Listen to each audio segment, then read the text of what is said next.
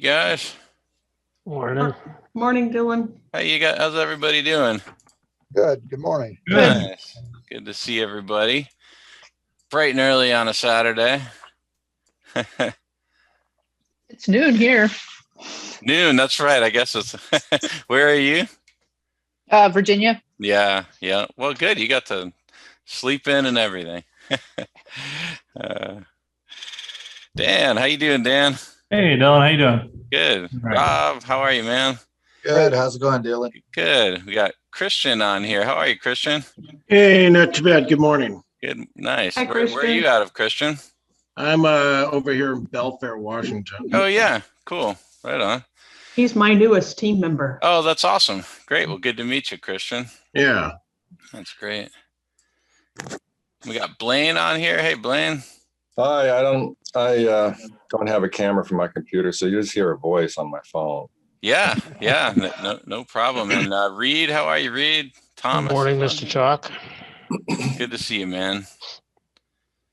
So I was thinking today, this kind of got started by Lisa. She's bringing on a couple guys and wanted to kind of go over stuff. And I thought it could be good to just talk about, I often start these going into like how you make a report. And then I started thinking about that and realized that might be more useful to start with just looking at a finished report a little bit, because it's hard to know where you're going if you don't know what you're trying to achieve. Right. And then, I mean, that it is really important. I think it's the one thing that I like absolutely most about Scribeware.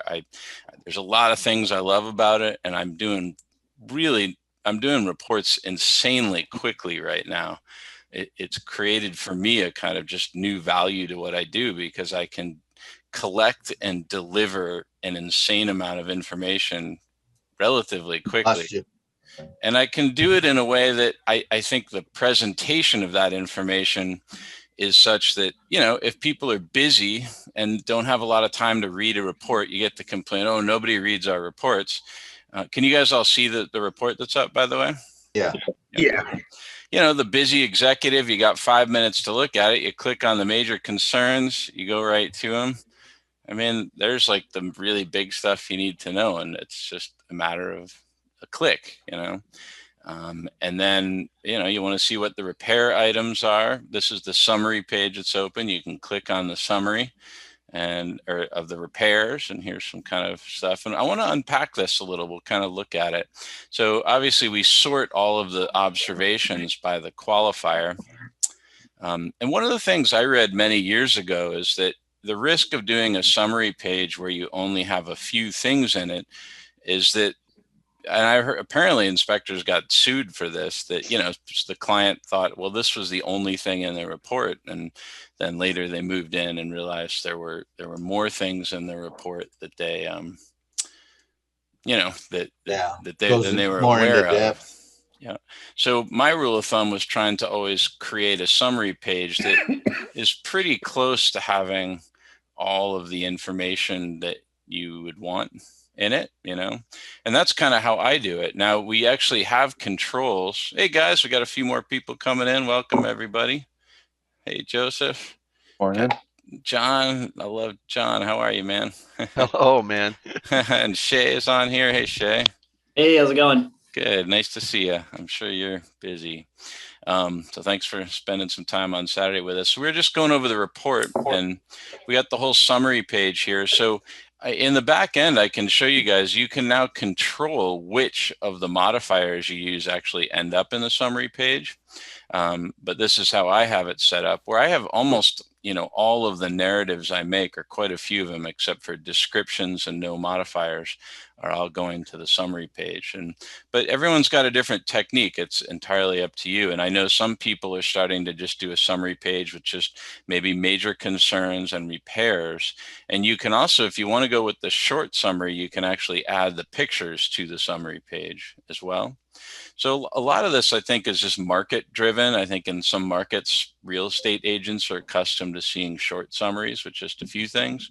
But this is my technique, is having most stuff that I'm writing as a narrative show up in the summary page. I think it also gets to, that complaint that, oh, these 100-page reports and nobody reads it. You can, if you go to the top of a Scribeware report, you can just print out the summary page. And, if you just print the summary, even a really detailed report's usually like 10 or 12 pages.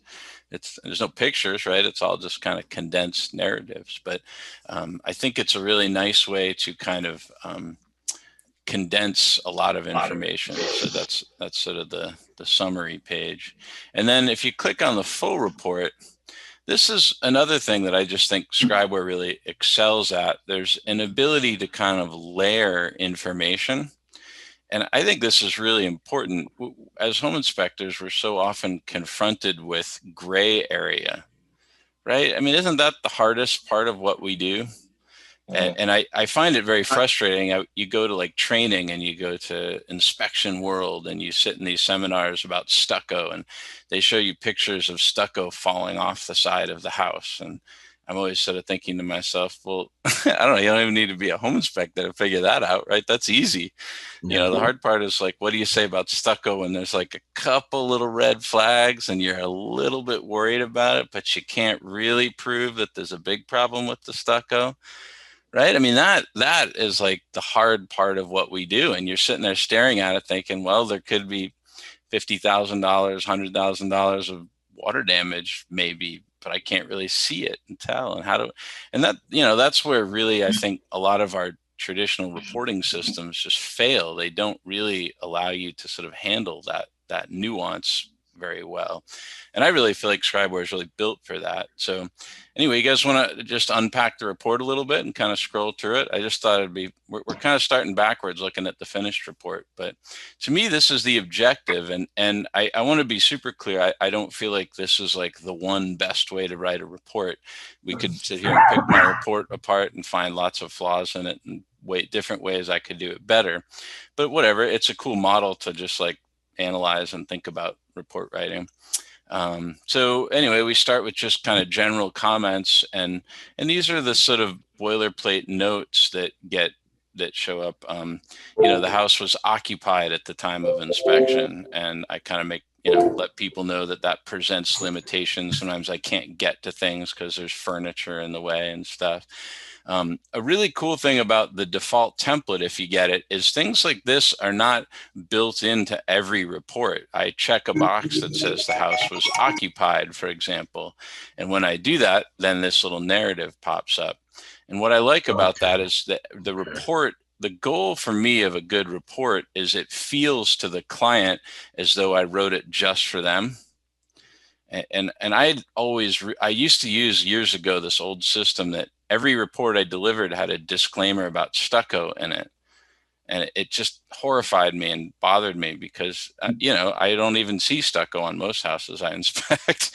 So I'm like, why do I want a stucco disclaimer stuck in a report for a house that doesn't have stucco? It's just confusing. Not to totally interrupt, but this paragraph here, where would you find, so you in occupancy, I'm completely new to this Scribeware. Under occupancy, you put occupied. Now, where would you find this paragraph to? Yeah, so what we're doing, this is now the back end of the report. Can you guys see the screen here? Yeah. I mean, it's now I've changed screens. We're now in, like, this is how you write the report. And over here on the left side are all the chapters. So this is going to follow what we're going through in the finished report. So we were just in the overview section, or excuse me, the general comments section. And this is where you can fill all these little pull downs. So if you look under occupancy, you've got a few options: occupied, unoccupied, occupied but staged with furniture. Notice this one's not orange, right? It's just black and white. That means there's not a narrative attached to it. And it means for me, I probably need to write one. But everything that's orange, I have a little narrative attached. So as soon as I clicked occupied, this whole little occupied house limitation came up. Oh, okay. Right? Okay. I mean, I can show you real quick. We can delete it, and we'll delete it up here. And then we'll come up here and hit occupied.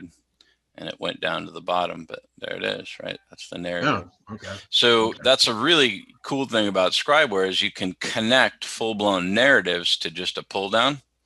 And in that, this is these shortcuts are definitely a major step in being able to deliver a ton of specific information really quickly, right? We're just clicking a box and all of a sudden this narrative shows up. Well, for me, it's about saving time and the whole navigating the software and delivering a precise report on time. Yeah, and the speed, I mean, there's a few elements to getting that speed. One is that you need to kind of learn what you want to say, right? Yeah. I mean, that's kind of the first step. And then there's Yeah. like getting your narratives organized so that they say what you want to say at the click of a button.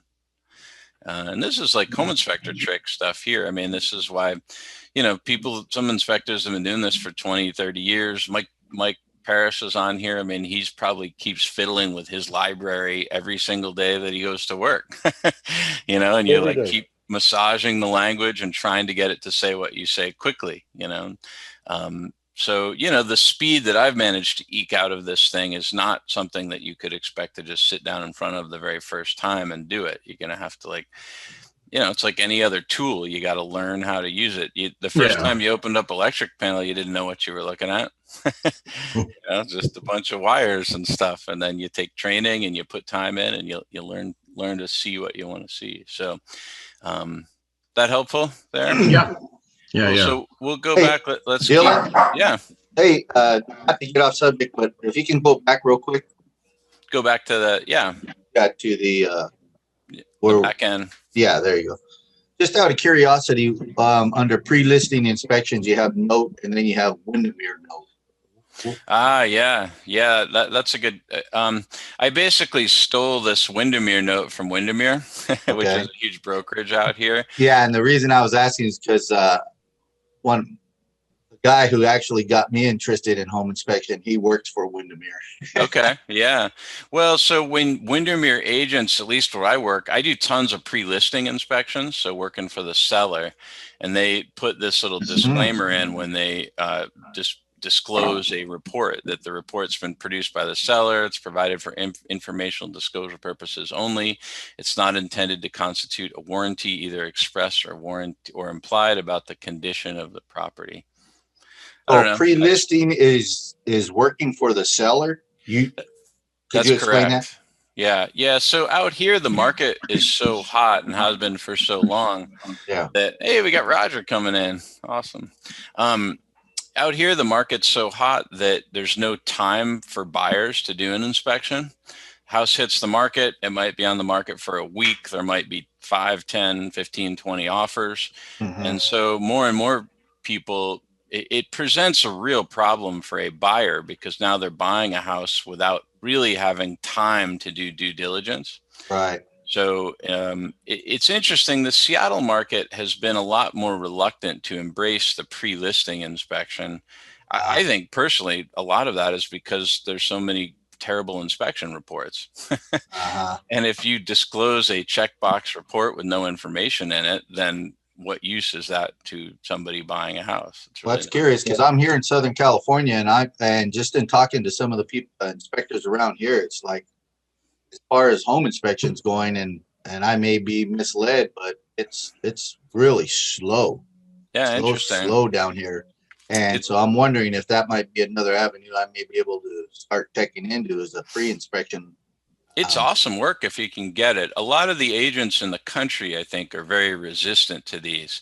Mike Parrish, you're out in Kentucky. I'm guessing here, but I'm betting you haven't had a lot of luck getting agents to believe in the pre-listing inspection.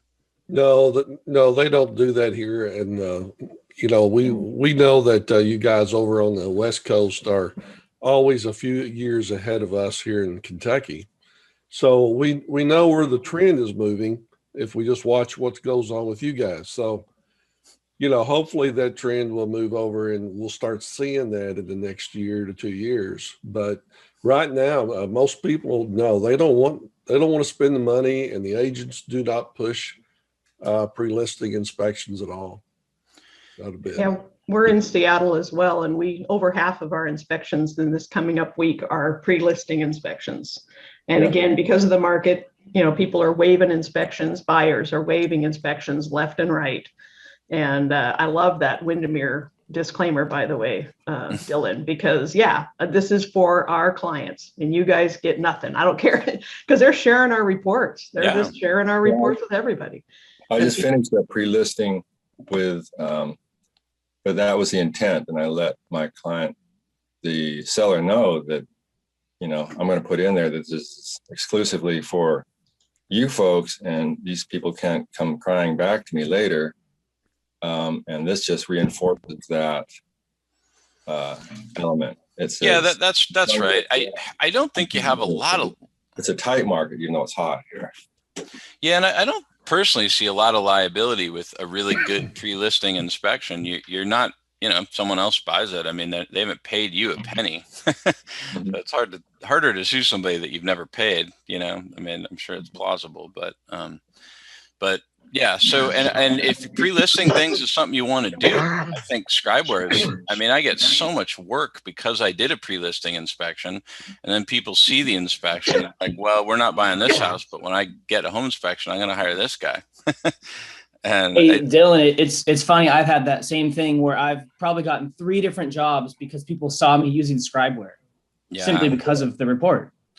It really stands out, and that's sort of why I wanted to unpack a finished report. Is like, these are gold for growing your business. They're the best marketing you'll ever have, and most importantly, they really help you stand out from the competition. I just don't see that many people doing reports that look like these. And my neighbor's daughter was buying a house, and she was like wanting help reviewing an inspection that was done on one of our competitors' software. And I spent an hour with her, and at the end of the day, I was like, well, there's almost no information in this 80-page report.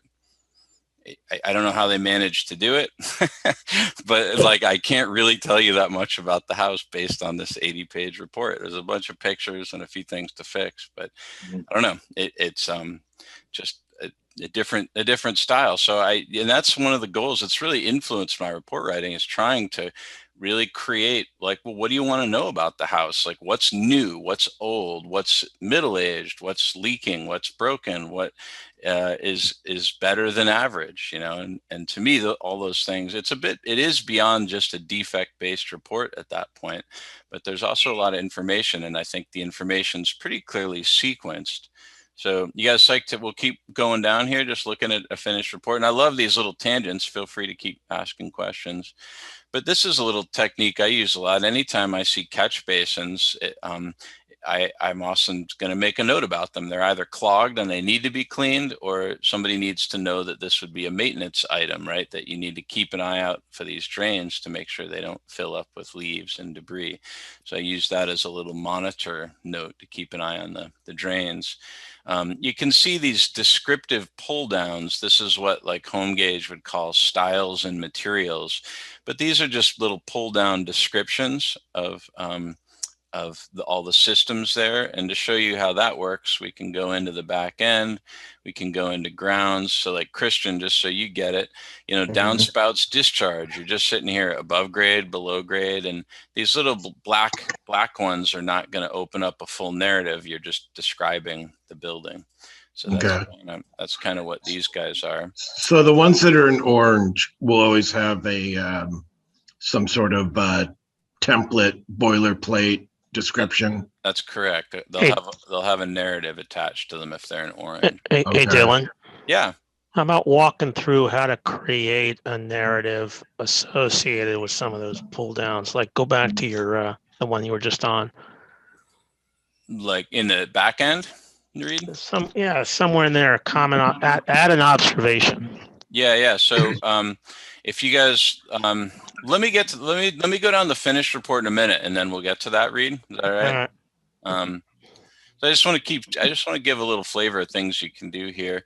Where I am, there's always big trees around pretty much every house. So I have a due diligence that you might want an arborist, because I know statistically at some point in the next 10 years, some limb will come off one of these trees and strike the house. It's like a virtual certainty. So I'm going to say something that, like, you probably want an arborist to come out. And so anyway, that's a kind of technique I'm using there. This is really unique to Scribeware, but this building had OSB, so LP siding. I'm sure. Was that a big deal in where everybody is? I mean, it was a big deal out here. So that instantly dates this building. You guys know how old this building is now, right? Got to be like early to mid 90s. Yeah, the 90s, the wheelhouse, the LP. So yeah, I mean, the LP is almost never in good condition. I take my basic picture showing the knot. I took a video. I'm hoping you can hear this. So you can see the LP's siding here is just thin. It's just kind of a veneer. This is right by the garage. So the videos are a really nice way to add another layer of information. The client can hear the siding crunching and can even see how it visually looks fine, but you push on it and all of a sudden there's nobody home. So that's sort of another layer. The place the LP fails is on the bottom edge, so we get some pictures of delamination on the bottom edge. And then as it swells, it starts to chip. Here's one more video. South side of the garage, just above that hose bib, but it's another spot where it's really soft and not much left. So now we're adding like locations, south side of the garage, even more detail. We're captioning pictures. So there's all these like layers of information in one narrative. This is some of the siding deteriorating on the south side. Here, I probably should have captioned this, that there's not the kick out ought to be 4 inches. So it's kind of a wimpy little kick out flashing there. Damaged LP siding noted below the deck. So you can see I've got a caption below a photograph. Now, when I was taking these ones, I was below the deck, which was one of those decks you got to like crawl for a mile into this huge deck to get to the house. But I was just using voice to text on my phone. So I was snapping a picture and speaking these captions in, which is, as an aside, really fast. Snap a picture, hit a button, speak the defect, go on to the next one, snap another picture, speak the defect. I mean, I'm flying here and just taking pictures, captioning. This was at the east side. There were exit holes coming out of the LP siding. So we documented these exit holes. So when you're adding photos later, the captions are boom right there. They are. You just drag the picture in. And I'm going to show you some techniques around this. Luke, you had a question? Well, I was just curious, are you using a mobile version of this? I am. Yeah. So I'm using the on Samsung. So it's a Android version, but I think it even works better on iOS. But it's Android and iOS. So in sense, Dylan, you're doing your report as you go then. Well, that's another question, and we could talk about that. That's a real procedural question. I was just curious. Yeah, if I could go back, I was just curious and wondering how you said you voice to speak and you snap a picture and then boom, it pops up. How did you get all that to correlate when you did put it in your report? I'll show you correlation in a little bit, but to answer your first part of your question, I think everybody has their own process for gathering information on site, and one of the real challenges for any home inspector is honing that process. Like, how am I going to collect data, right? So when you have a mobile app, there's a temptation and an ability to fill out the report as you go, which is really pretty neat. I've never done it. You can find a blog I wrote years ago where I swore to absolute God that I would never write a home inspection report using a phone. I mean, and I was like, that is the dumbest idea I've ever heard. And, so I mean, I'd spent well over a decade, like 15 years with a voice recorder and a camera, and I was like, this is how a professional rolls, But here I am. Like, if you took my phone away from me, I would kick and scream and cry like a baby. I just absolutely love it. So, Hey, Dylan. Yeah. I definitely have some mobile questions. Should I save them kind of towards maybe the end, or? Yeah. Well, let me finish this one point. So, and then we can talk more about mobile, because that's my plan here today. But we'll save that a bit for the end, Shay. But the point is, so what I have learned about mobile personally is that there are some things that I would not try to write the report as I go, Rob. I would snap a picture of it, caption it, and deal with it later. And this LP siding, I knew that the second I saw the house was LP siding. because this is too nuanced to comment. Look at this is all boilerplate. So like Christian, like this is just a statement that I have, right? Which is like, boy, you have LP is not great. It's failing. We're exposed to the weather, blah, blah, blah, blah, blah, hire a contractor, further evaluate. This is complete boilerplate. But all this stuff is really specific detail that I took from the job and put in with photo captions using voice to text on my phone. And I needed to massage these a little bit. The voice to text tends to get a couple little things wrong and you don't quite like how you spoke it. And so I'll spend a bit of time cleaning this up to look good for the report. But my general takeaway on my mobile procedure is that any system that is complicated, like the heating system, the roof, the siding, decks, I'm going to collect data and assemble that comment later. Because I'm not just sitting in front of it. I don't know what I'm going to say about the roof until I'm done looking in the attic, which might be close to the end of my inspection. So why in the world would I make a comment about something that I don't know anything about yet? You know, so I'm up on the roof. I'm just snapping pictures. They're going into the gallery, which I'll show you in a minute. And then I'm going to deal with that later. And then now by contrast, like Shay, and hopefully this is helpful with mobile. If I'm sitting in front of the electric panel, I don't have anywhere else to go. All the data that I need is sitting in that electric panel. It's right in front of me, and there's no reason in the world I can't finish that comment and all the things I'm going to say about the panel right there as I go.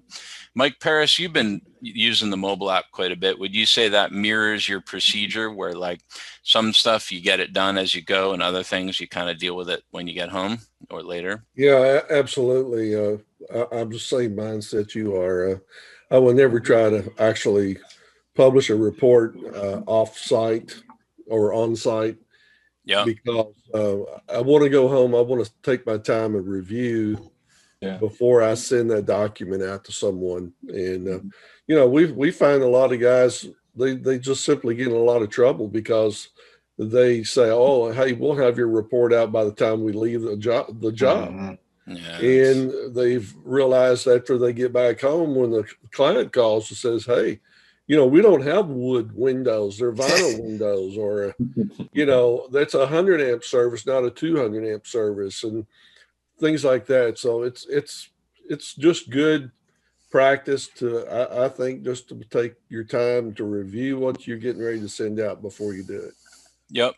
Yeah, so anyway, that would be, is that helpful, guys, with procedure on the mobile and like getting it done as you go versus just collecting data?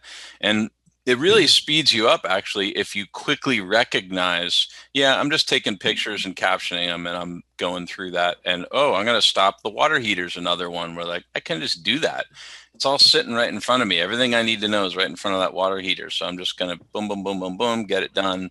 And I'll show you some of this stuff here in a little bit. But as you take photos and video, is it going into your software right away? Or is that something that you just upload later? When you get home, kind of? No, it automatically syncs. So the speed of it is dependent on internet connection. But if you take pictures and videos within the Scribeware mobile app, it's going to, as soon as you have a decent enough internet connection, it's talking to the cloud and you will share the information you gathered between your mobile device and your computer. Cool. Yeah. So anyway, this is a pretty nice comment. I don't know if we want to take the time and read it all, but it's got this nice general boilerplate that's pretty good. And then it's got really specific detail below. And that's a fairly unique technique for Scribeware that can save you huge amounts of time. And it's the art of being vague and specific at the same time. This statement's pretty vague. You got LP siding. There's been a class action lawsuit. It's been settled. There's no more money.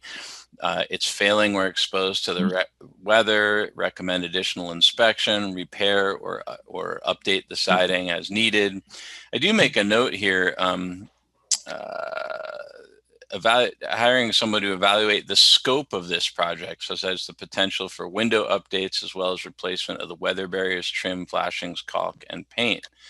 Yeah, LP is one of those tricky things. It all, like, the entire envelope starts kind of weaving together. Dylan? Yeah. Am I right that all those bullet points are directly off your picture captions? Is that is right? correct. Am I remembering that? That is so correct. cool. And I'll show you guys the technique for assembling this comment. Why don't we do that? We'll jump in and I'll show you how I built this comment. Would that be good? Yes. All right. So let's go to the exterior section. And I'm going to go this little device, this little guy here over here on the right. If you're brand new to Scribeware, a lot of these are populated with Charlie Buell's illustrations. So you can click on these and you can use these and drag them over into your report. The very bottom icon here is mobile media. So if you're using the mobile app, Shay, this guy's Money in the Bank. This is where all of your stuff will sync into. Right now I have show all media checked, and if I uncheck that, almost everything goes away, right? Because I've used this report's pretty close to done. If I hit show all media, I've got, these are all the pictures I took on my mobile app, and if they've got a green check mark on them, I've used them in the report. So, Dylan, how does that work if you're not doing it mobile? you can use the exact same thing. So right here is media that you just do without mobile. So let's say if you're taking pictures, you take your pictures and you do what most people do. You download them onto your computer and save them under your My Pictures, right? I mean, so if you're not using the mobile app, I would recommend you download your pictures off a phone onto a folder.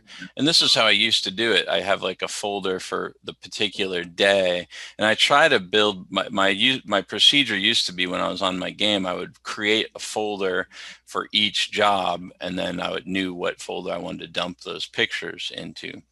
So let's say, for example, we wanted to grab the pictures from demo 1015, right? Here's a folder full of pictures. So when we're in Scribeware, we can go into this top guy that says media and open it up. And then we can go under this folder up here. You guys see everybody with me? Mm-hmm. Amen. Hallelujah.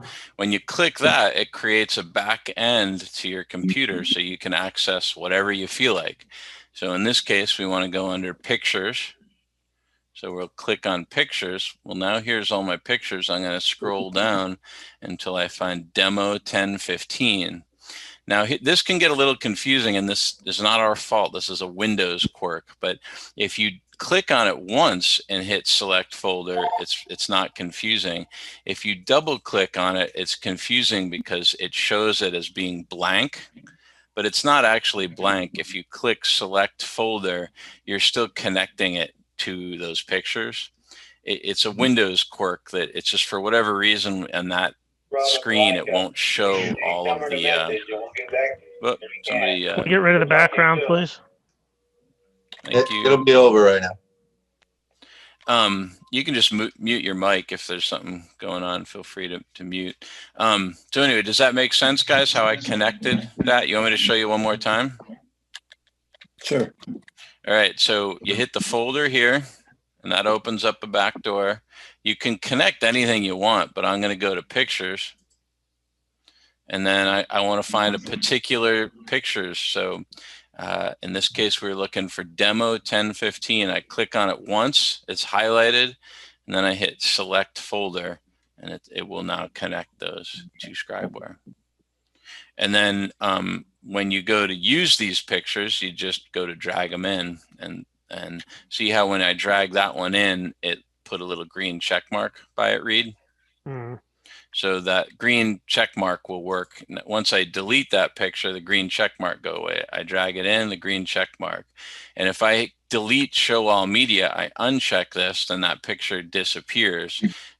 And that's because you want to use your pictures as kind of your guide for telling you when you're done or close to being done on the report, right? Yeah, Dylan, this is the point at which I want to do things exactly backwards from what you do it. I want to drag a photo over and then choose which chapter and category it goes into. Whereas now you got to choose the category first and then drag the photo. In other words, you have to be prepared to catch the photo where it's going to end up going, and that's what I wanted to show you that one day, where I want to zero in with the laser on the photo, pick it, and then once I've picked it, choose where it goes. Whereas the way you've got it set up now, and I'm breaking myself of the habit. I'm getting in the flow of what you're doing, but you got to choose your chapter and section first, and then drag the photo to it. Well, how would you choose it? Okay, so I selected a picture. Say right click, give me a menu that says drag it into the report, and then once it gets there, you have a menu or a drop down that shows. that menu is already sitting here. It's just I know, and that's the trouble. My brain couldn't go to the menu first, and that's where I got tripped up. I was trying to expand the entire menu. Remember how you said you're in edit mode? Yeah.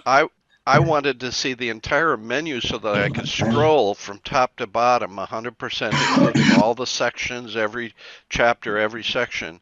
If maybe over there on the left-hand side you had an expand all button. Sorry, do you know what I'm saying?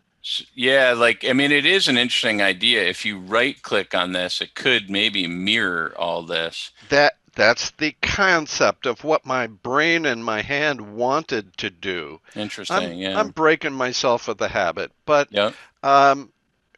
there was that one day when I was so frustrated, I said, why is this so slow? Well, because, I'm an old guy and my hand and brain want to do things a certain way. That's all. Yeah, that's interesting. We'll send this to Steve. And I'll make a note of it. I don't know what he'll say about that. And that's why I was in edit mode. Is I thought that gave me the ability to expand all, when in fact edit mode is a totally different mode. Yeah, just so you guys know what edit mode is. You see here in the client and property information, there's a little pen here. When you click on that, it opens up all of these chapters and sections, and it gives them these little equal signs. This is important if you want to resequence all the chapters and sections within Scribeware. And rename them and edit them. That's correct. You can expand on them. Yeah. That's right. So these are chapters right here: grounds, exterior decks, and then within each chapter there's sections: exterior elevations, siding and trim, blah blah blah. And you can rename all these. So if we go under eaves, we could call it roof overhangs. So you can change all this stuff as you want to.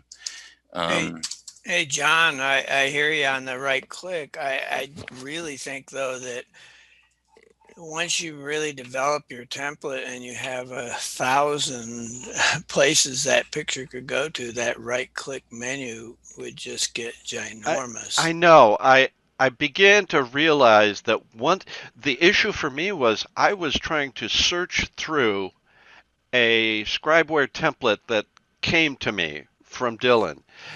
In other words, one of the stock templates. Yeah. As soon as this my template, my personal template, becomes my own and I own it, I won't have to scroll. I'll know where everything is. You really, so it will speed up. You absolutely nailed it. And like Christian, it's you asked of how do I get this, and I want to do it quickly, and it's there's just a certain ownership you need to take. And you can use somebody else's template, but you got to learn where stuff is, and it's almost like making brain connections. It's here's one we all know, right? You come under grounds, and I built a little shortcut for this because I see it all the time. But downspouts drain at foundation. God, we see that in every house, right? So I built a shortcut for that so I can go boom and hit that, and it's right there. And I can show you guys how you do that. But at the end of the day, you're making these connections between your brain, what you're seeing in the field, and where you access it in the report. The more you use it, these things happen instantaneously. And that's how, this report that I'm showing you, I probably only spent an hour on it. It's embarrassing how quickly I'm doing them. So when you were talking about those equal signs that are next to the components or the systems, you can put that in any order that you want in how you perform an inspection. So that's correct. You do exterior, you do roof, you do garage, you do interior, attic, crawl space. So you're able to put it in, for how you as the inspector do an inspection. Yep. And it's not completely rigid to Scribeware. It's not even remotely rigid. Okay. You can do it however you want. Yeah. I mean, Okay. Good. That's why that was kind of one of my main concerns. Because like really, like you said earlier, taking ownership of your reports and how you want the software to work is, really up to the individual on how they want their reports to look and how informative or whatever. Yep. No, that's right. I mean, that's, the other angle I'm kind of showing you, Charlie could probably show you how he does it, which is really all the way at an extreme. I imagine mine is moderately extreme in that a lot of people don't want to put in as much information. You really don't have to. I mean, if you keep it simpler, you're going to go a lot faster, and not everybody wants this much information. I mean, I work in a market where there's a super amount of literate people and retired attorneys, and they seem to like all this. So it works for me, but every market is different, and some people really want to keep it simple. So, you want to dial this thing in to fit your personal style so that it reflects the language, how you speak, and so that, the amount of information that you're giving is relevant. So let me, if you guys are cool, should I show you how I made this report, or use this bullets and caption thing? I'm going to show you that real quick. Sure. Cool. Sounds good. All right, so what we're going to do is delete all this. So I'm going to get rid of all these photos. Oops. I think I can actually, oh man, I just got out of Scribeware, sorry. Dylan, I guess I had a quick question. Yeah.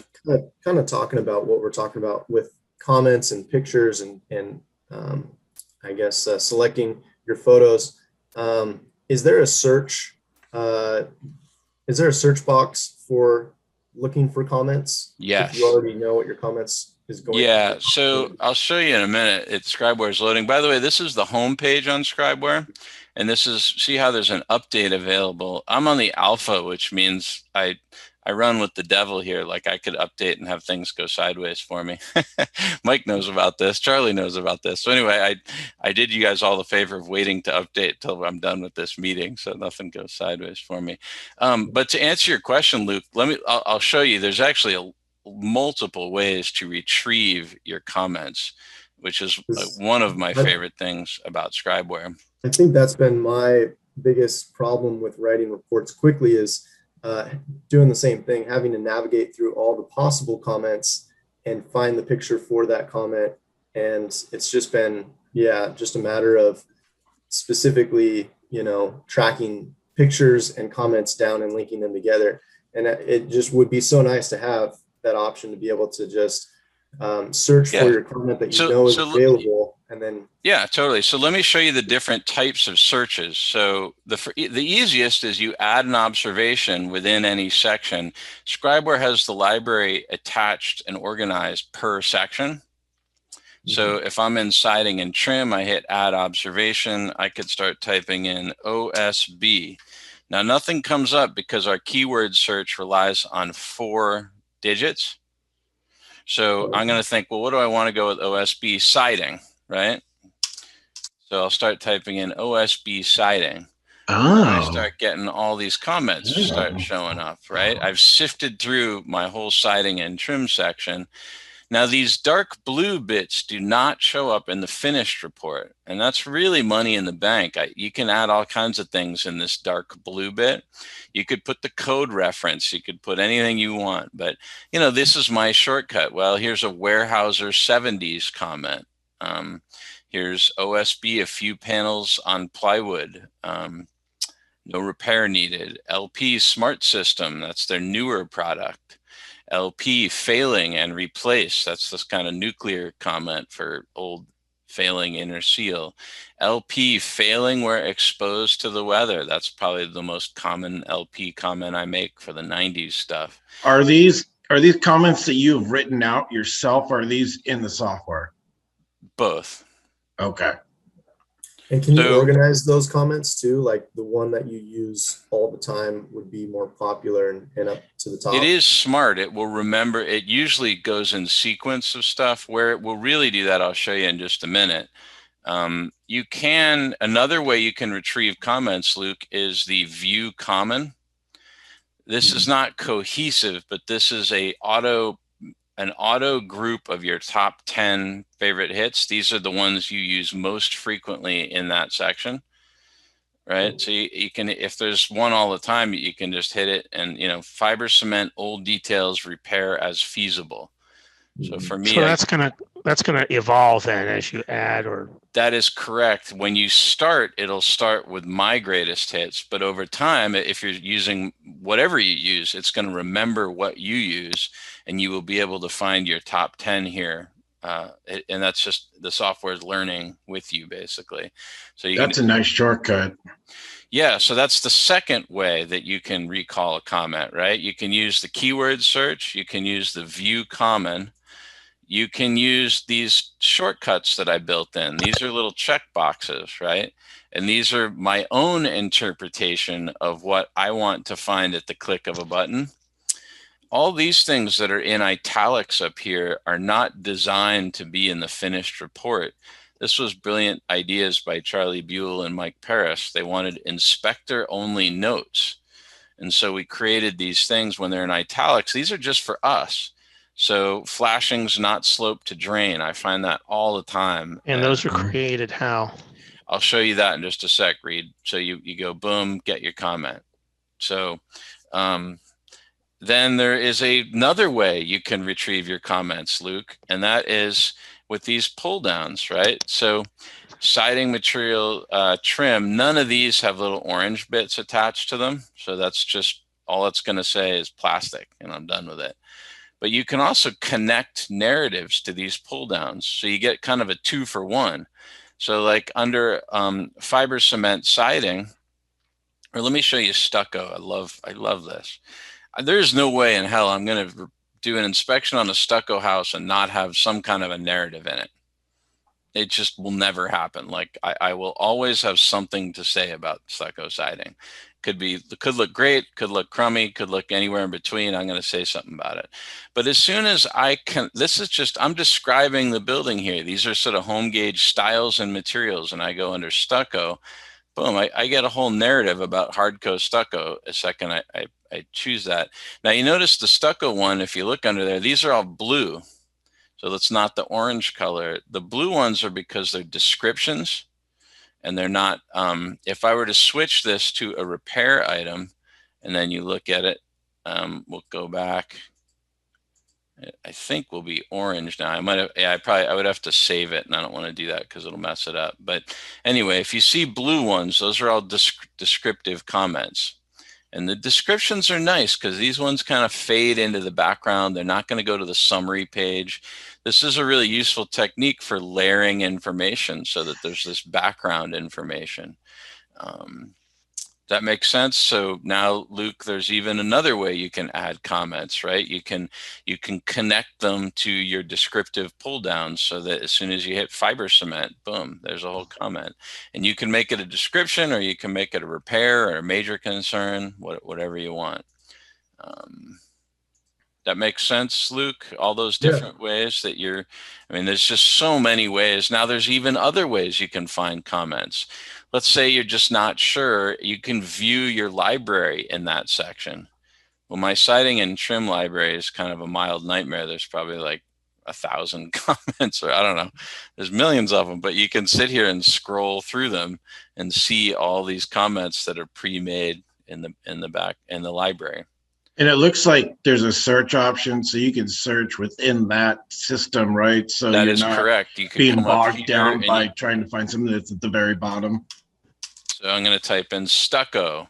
Well, now it's just kind of going through my library in the exterior and decks chapter in the siding and trim section, and I'm doing a search looking for the word stucco. That makes sense? Mm-hmm. What's really cool on the mobile app is we actually built a global search you just hit a button on the mobile and it'll search your entire library. what's cool about that is like you could be in the garage and you could see no GFI protection, for example, and you can hit this global search and start typing in GFCI, like use your I have a comment that's GFCI protection is inconsistent with modern standards, safety standards, right? So I can type in GFCI and then the first few letters of inconsistent, and I get that comment. I can show you that in a little bit. Dylan? Yep. This is Rob. Could you explain these three? Oh, if you can go back to where you the were things at the top here. Well, these three where it says this is media caption, this is frequently used. Yeah. So right now I have show all. Scribeware has a separate library just for the photo captions. Okay. Which is actually can be super useful when you're on the desktop. This doesn't active on the mobile at the moment. So it's interesting. I'm not using it as much as I used to, but you can, if you write a caption for a photo, you can save that as a media caption. So now we just have these short little clips, right? Yeah. If I uncheck that and now we will show all, right? Now that's everything, or we can show observations only. And those are just the full narratives, not the media captions. Okay. And can you pick from them three? Can you, it looks like you could slide that dot over to. Yeah. So if you wanted to, you could actually do your report from the library in a certain way. Let's say you wanted this manufactured stone veneer descriptive comment, you can include in the current report. You just toggle that over. And now when you go into the report side, there's that comment. Oh, okay. See how you toggle between the library and the report up here? You guys see that? Oh, yeah. Yeah. This mobile is that something you can do on the app, or is that something you can only do on the desktop? It's pretty, the interface is slightly different on the app, but you can do it. You can interface to library. When you're using the mobile app within each section, you'll see this little stack of books near the top of each section. Okay. And that at the top, that's how you, oh, TJ, getting a little love from the puppy dog. That's how you get to your library on the mobile app. And okay. I'll show you guys that here in a little bit. So I have the app. How do I get this on my desktop? Do I just get sent? Does Lisa just send me a link and I just get it? Yeah, the app is of no value to you without the desktop. You got to have the desktop. The app is really designed as like data collection, and increasingly we will add more and more stuff. But right now you don't have an ability to like resequence chapters and sections and really mess with your template. All that needs to be done on the desktop version. Okay. And if you go to our website, you can download the desktop version. Oh, okay. Yeah. And there's the app on the iPhones? The app is, if you want the app, shoot me an email.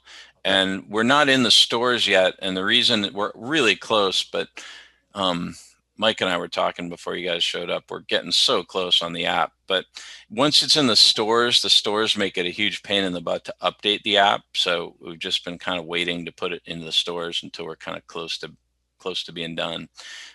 So anyway, if you want the app, shoot me an email. I have a blog that I wrote that's got all the directions for getting the app. It's a little bit of a pain relative to the stores, but it's not all that hard.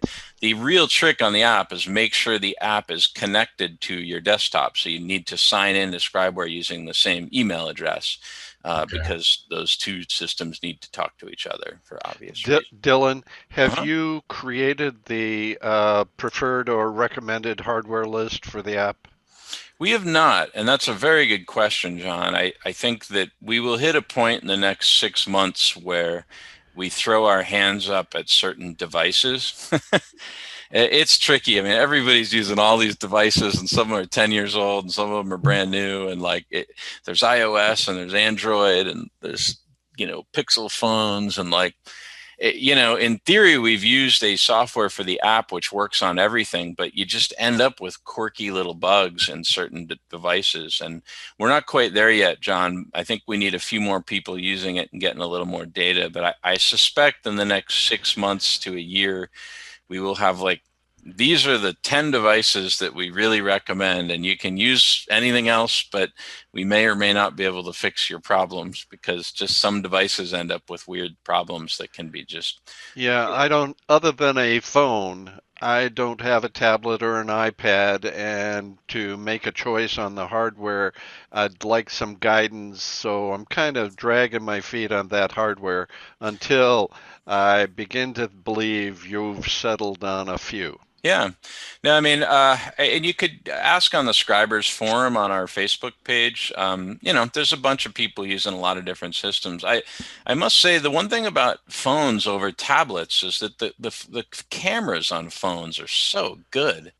Yeah. I mean, I am not sacrificing image quality at all, and that to me is huge. And so I much prefer the phone over tablets and stuff for that reason. And I don't particularly need the bigger screen, but you may want the bigger screen, in which case, I think any of the newer iOS Samsung things will work great.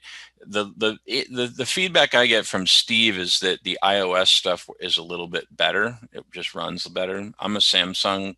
That's what my phone is. And so that's just what I have, and I'm not really having issues with it. It's amazingly fast and stuff. It's hard for me to give you feedback because I'm on the alpha, which means things don't always work great for me. I'm like trying to break it and stuff, and things are always going wrong for me. So, sorry to interrupt. Quick question about the Samsung you're using as well. Do you have a problem with the battery life when you're out on the field doing that, or is your phone dedicated just to writing reports? No, I just use my regular old phone and it works. I mean, if you had an old phone, I bet it would be a problem, but I do 2 inspections on my phone, no problem. I do try to like charge it up between jobs a little bit just to make sure. Okay. But, I think Dan is on here, and Dan had an older iPhone, and I think he was Dan, weren't you having some problems with battery life on your older phone? Yeah, I figured out what was going on basically at that point, but it really does like to be, pardon me. It kind of likes to be the only app open at the time that I've noticed. And if you have the mobile app going, and it's solo, it works really well. Generally, if you have other, apps going at the same time, navigation or something like that, it really things start to go downhill pretty quickly. But I've got an iPhone 11, and basically if I'm keeping up with it, it actually works pretty well. Okay. So. Yeah, and I have a Samsung, one of those like S20s, so it's not the very newest, but it's pretty new. The camera on it's incredible, and that thing goes all day for me. I mean, I bet you in another year or two it won't. The batteries just start kind of petering out, but not having a problem with battery life. Yeah, I was just looking for a little trick there, so I appreciate it. Thank you. Yeah, no sweat. So I use a Samsung also, and it does fine. And after you said that you use your Samsung, I started using mine because of the flash, because the tablet I had did not have a flash on it, and having the flash on the phone, and I just quit carrying the tablet because it's just quicker to use my phone. And that's great. That's really cool to hear, Roger. My instinct is that unless you're really struggling with like the smaller screen, I just think a phone is going to be 1,000 times better. It's the cameras are better. It's got a flash. It fits in your back pocket. And I just don't need a huge screen to collect data. I really don't. A few of you may, but Roger, you're pretty pleased that you just don't need the tablet anymore? Is that kind of what I'm wondering? Yeah, I quit using the tablet because it didn't have a flash, and I didn't want to buy an $800 tablet just to have the flash. The only problem about using the phone is when the client walks in and you're taking pictures with your phone, they think you're texting somebody. Yeah. So I always give them the cursor. I love this new software that allows me to enter your home inspection data on my phone. That's really a cool way. That's really perceptive of you. I find myself, I do this all the time. Like I have a class called Storytelling for Home Inspection and Report Writing, which I love this class. I think it's so fun. Ashley will never let me teach it at National because they think it's not important, but I think this stuff's important. But I always make a little quip. I'm like, it's funny. I've been doing this long enough that when I started, I was using a carbonless copy system, and I remember guys that used to staple Polaroid pictures to their reports, and now I speak into my telephone. And it's a complete... Really? They used to staple Polaroid pictures? Yeah, well, I remember one guy did. Well, it was pre-digital cameras. Oh, yeah. But that's wild. That's that's like the Model T. But isn't that a cool little story? It's just what Roger kind of threw out. He's got a little story, and it's like he's got this new product that tells the client he's like at the leading edge of his industry. He's got a brand new thing, and it's so state of the art he can use his phone. It's a cool way to spin it, and I do it because I really love my voice to text, and when the client's around, I'm like speaking into my phone, and I find that once they kind of know what I'm doing, it's not quite as disturbing to the sort of sense of things. So my first inspection I did 40 years ago, and I typed it on a Selectric typewriter. That's awesome, John. I love it. No, right? I mean, it's incredible how these things, I mean, I don't know. I only started 18 years ago, and it's just like a completely new universe of like, now I have like streaming videos and I'm speaking into my phone and stuff. It's like full Buck Rogers things. But anyway, love that, Roger. Great comment, and not a bad thing to think about. You don't want. I do worry a little with the phone that you can appear looking sort of flip, not paying attention or whatever. So anyway, something to think about. All right, guys, do you want me to reconstruct this narrative that we did? Sure. So I want to do it. Let me just get rid of this. Let's go under common observations. This is another way, if Luke's still on here, might have lost Luke. Oh, you're on here still. Cool. To find your comments. So I also, in the default template, I have common observations. So I built out like a logic tree, right? So I can scroll down and look for LP and hardboard comments, right? So I hit the little arrow. Well, here's a whole bunch of them. LP replace, LP failing where exposed. That's the one I want. So I can click on that guy. Well, that gets me my general statement that it's LP and failing where exposed. So now I'm going to click on a whole bunch of these things that I want to put in.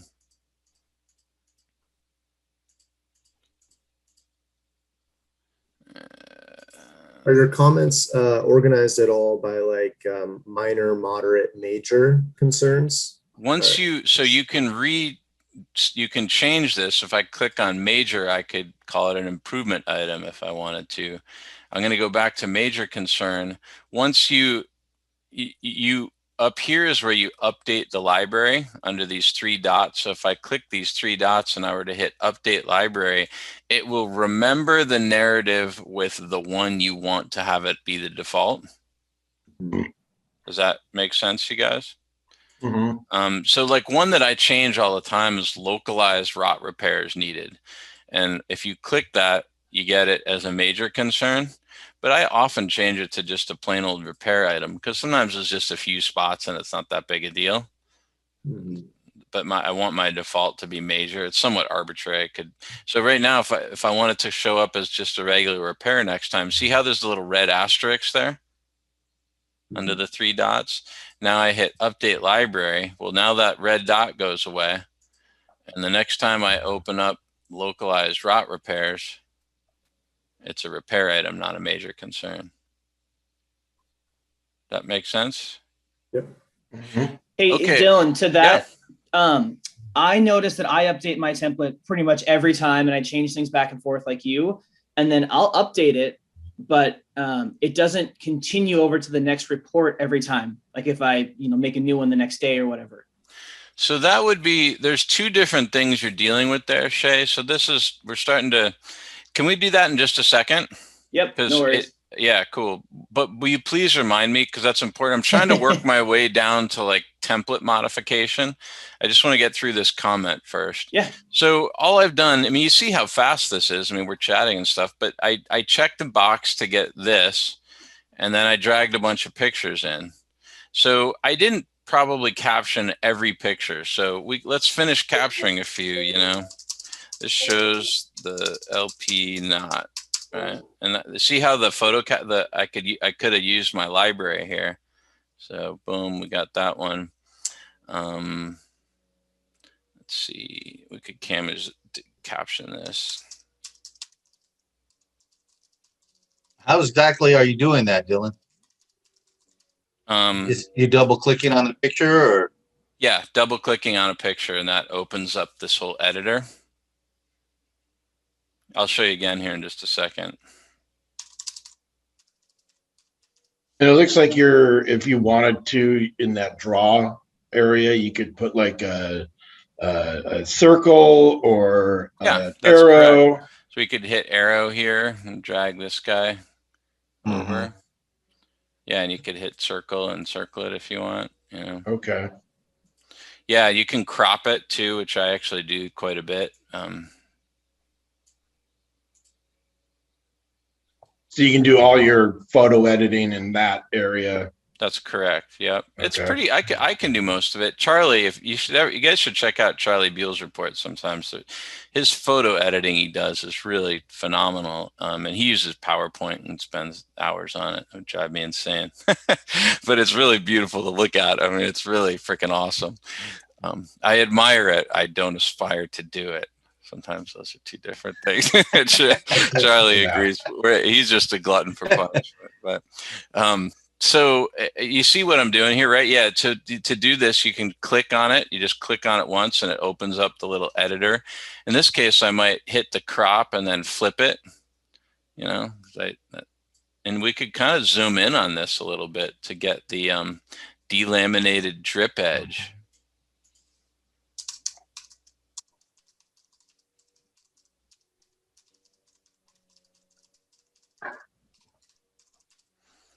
So, I mean, we're taking a little time here, but we're starting to add really specific detail, right? I mean, all this like South Side right by the hose bib. You know, I think I already had this one in here. We'll get rid of this guy. See, I captioned this one, very swollen trim at the South Side, east and roof juncture. This is the kind of stuff you gotta be careful with voice to text. East end roof to wall juncture. We'll come and circle this guy. I bet, what do you guys think? I bet you there was some serious damage in this spot. That was not looking good. I went and put my ladder up, and the siding was just crumbling. So, and here are those exit holes, but I used my voice to text. Exit holes noted in LP siding. So I've got, let's caption this one. What's an exit hole? Is that an insect? Yeah. Oh. Yep. I wasn't sure. So I usually am a lot more specific, but I don't know. These guys were actually pretty little. They look too small for carpenter ants, but they could definitely be carpenter ants. That's kind of our most common one out here. I had a house with wood wasps. Yeah. Yeah. We have carpenter bees out here a little bit. I don't see them much, but so anyway, you guys get the point, right? I'm just captioning these pictures. So this is the magic, you guys. You see how the end of my general statement is examples of observations noted during inspection include. I put my cursor here and I hit this box and I get a bulleted list of all those photo captions. This really changes how you collect data on site, because now you can snap a picture and caption it. And the better you get at this technique, there is an art to kind of making those photo captions fit and read well. And I've gotten better at it. I'm still not perfect at it, but I'm getting better at it over time. So if we read this whole comment, you know, it's LP siding. It has been used to side much of the house. The siding is commonly referred to as LP. It's subject to premature failure where poorly installed and exposed to the weather. Based on the age, it's likely LP's inner seal. Now there's a link to more information. That's a hot link. So there's a whole article attached to that. This OSB siding product has been the subject of a class action lawsuit. The suit's been settled. There's no more money. Visual inspection today showed the sidings failing where exposed to the weather. I recommend additional inspection. That is the sound of me punting. Right? Additional inspection. I'm not responsible anymore. I told you to get somebody else to deal with it. By a qualified contractor, repair/update the siding as recommended, and be sure to fully evaluate the scope of this project. This is kind of cool. This is Charlie Buell stuff, right, Charlie? This is anticipatory report writing on this last bit. Like, this gets messy. It could get into weather barriers and trim and windows and flashings and paint. A lot of things to think about. Fully evaluate the scope of this project, right? I'm anticipating the contractor that's going to come behind me and say, you need to do the windows while you're doing this, right? And all that kind of stuff. Examples of observations noted during inspection. Am I saying this is everything that's wrong with the house? No. Just examples. This isn't everything. These are just a few things that I happen to bump into. And those are examples of what the captions you put on your pictures, correct? Well, that's right. And so now it reads, examples of observations noted during inspection include. So this is a good one where you want to erase that one. That doesn't fit right. And I want that on my caption, but I don't need it in there. Delaminated grip edge noted in exposed locations. Damaged siding on the south side of the garage by the hose bib. Very swollen siding noted at the south side, the east end roof to wall juncture. Exit holes noted in the LP siding at the east side. Damaged LP siding noted below the deck. Water damage noted at the corner below the deck, right? That's like a lot of specific stuff.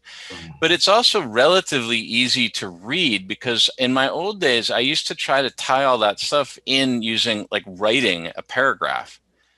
And I'm telling you, that'll just drive you to drink. I mean, it's just these torture, and they're no fun for people to read because they just these endless paragraphs. So anyway, Charlie, you wanted to say something? Sorry. Well, I was just going to add that I will often say a couple of different versions of examples of observations noted during inspection include, but is not limited to. That's right. Or other locations should be anticipated, other issues should be anticipated, things like that to make it as broad as possible. Yeah, sometimes concealed damage should be anticipated, right? Things like that. No, I mean, Charlie's got a great point there. But is that helpful, guys? You see, I mean, it's really not that hard to do this. And imagine on your mobile app, you're snapping pictures and you're captioning them. So really, I mean, you can assemble this comment very quickly. I would encourage you, if using this technique, try to be conscious of spending a little time to edit this language down here and make sure that it reads well. You do have to take a little time to make it really shine. So, but I check a box and I get this boilerplate. I take pictures and I use my voice to caption them. I drop it all in, and then I spend a few minutes just trying to clean up that language there. Yeah, Dylan, I can tell you it's way better than being driven to drink, which is what I'm trying to switch this program. Making paragraphs and stuff like that. Right. And that's what, Blaine, I think I used to, write these things like I think you do. And I mean, it's admirable, but at a certain point, some of these paragraphs are so difficult to write because you want to be specific, and I don't want to just be vague. So anyway, this is a technique that I love so much when and it's perfect for being both vague and specific, which I know sounds lame, but to me, that's like the ultimate great home inspection report writing. Well, they're hugely important and great for things that always have a gazillion issues, like decks and siding, roofing. You don't have to have a narrative. You can still have a narrative for that one time in a year where you have just one thing wrong with the roof. But when you can gunny sack them all like this, it's really cool. Yep. Yeah. So Dylan, can you scroll back up, please? Yeah. All the way to the top. So when you clicked on that icon up at the top, this one right here. Yeah. The major concern. Yeah. And it pulled up all of your bullet points down below. Does, when you put your comments under the picture, does that icon automatically capture those comments? And when you basically, you'll actually notice, if you start a new narrative, you see how that it doesn't even exist. That photo icon thing isn't there. Right. It's because you can't use it. It won't do anything. It's as soon as you get a picture with a caption, then this little box up here shows up. And this is the magic, you guys. This one right here. The mountains on top with the bullets below. Hey, Dylan, I was just going to jump in from a new user experience point of view. Something that I really kind of noted is that, in the field, when you're doing the voice to text, when you're taking a photo and you're captioning at that point, you've kind of shown that that's, super fast and it's very intuitive. But if you're kind of just learning to get into that scenario and you're basically just taking photos and then you have them all over there on the right side and you're in your mobile media section and you're kind of dragging them over and editing them, I found that it's beneficial to drag it to the specific chapter first and then edit them in that area. Because if you edit the photo in the mobile media section on the right, then that caption kind of sticks with that, and you can kind of double up on some photos, and some photos kind of show more than one thing, and so you can use them in different areas. And I've just found that it's easier to kind of, for your specific caption, bring it into the section and then calling it out on that point. And then that kind of helps with the bulleting at that, for the up at the top there, as opposed to just kind of having one photo be for one specific reason. So that's great feedback. So you can use the same photo in multiple places. You see under mobile media, I can click this one and open it in mobile media. And if I caption this, and then save it, swelling siding is now with this wherever I drag it. I could drag it to 4 different places, and you may not want that same caption. So I do most of my captioning and photo editing in the actual narrative versus doing it in the mobile media. Yeah. But you can do it in the mobile media. There is one exception. Charlie's awesome illustrations. If I want a permanent narrative with that, I'll open it up here and then it'll always be there, So are all these illustrations in the software already? It depends when you downloaded it, but if you've downloaded it somewhat recently, we are shipping with all of Charlie's illustrations. So you should see them here. If you downloaded a long time ago, you won't. But if you downloaded anytime recently, these should all be there. Let us know if you don't find them. Well, thank you, Charlie. Those are some very awesome looking captions. And yeah, they're very good. Charlie is another random thing. I just integrated all my code check images to each section as well on the side to make it simpler to add to the report. I'm not sure if you guys have done that, but super helpful. Well, so I want to take a minute to talk about this. Huge kudos to Charlie, who we did purchase these from Charlie, but he was very generous with us and gave us what I think is an incredibly good deal on them because we're friends and he likes this sort of bootstrap thing that we're doing here with Scribeware. But, there's a lot, people have run into problems with some of these other systems where people are sharing things that are not really licensed for them to share. And it was really important to us at Scribeware that if we were providing illustrations, we really wanted to make sure that we had a license to use them and we paid the person for their intellectual property. So anyway, just a little. Yeah, because that happens a lot in the inspector Facebook pages. They'll share a lot of images that.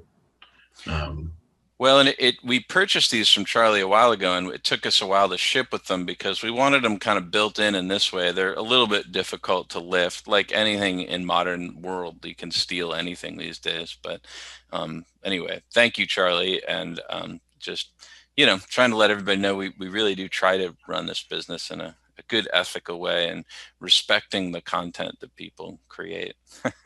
So that is why, Shay, that we don't ship, for example, with all the code check ones. I think it's awesome you did it.